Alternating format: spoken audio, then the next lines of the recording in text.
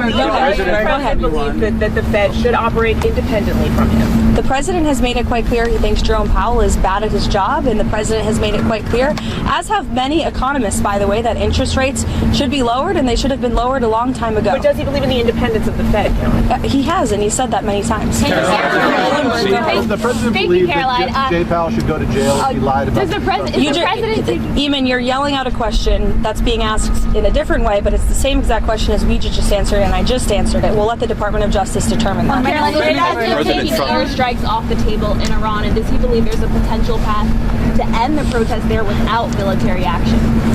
Well, I think one thing President Trump is very good at is always keeping all of his options on the table, and airstrikes would be one of the many, many options that are on the table for the commander-in-chief. Diplomacy is always the first option for the president. He's told all of you last night that what you're hearing publicly from the Iranian regime is quite differently from the messages the administration is receiving privately, and I think the president has an interest in exploring those messages. However, with that said, the president has shown he's unafraid to use military options if and when he deems necessary, and nobody knows that better than Iran. Go ahead, Steve Witkoff talking to the Iranians at the moment. I understand that Steve Witkoff will continue to be a very important player in diplomacy with respect to Iran.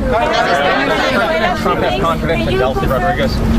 I think the last week has shown that the president made the right, realistic assessment of what needed to take place in Venezuela at this moment in time. And the interim authorities and Delcy Rodriguez and her team have been very cooperative with the United States and the president and his team, as evidenced by the massive energy deal that the president was able to cut with the interim authorities, their commitment to release Venezuelan political prisoners, which we also saw last week. So we've seen a great level of cooperation, and the president expects that to continue. Go ahead. Sorry. And how soon does he want to see elections in Venezuela? I think right now it's still too soon to say, and I don't want to set a deadline for the president.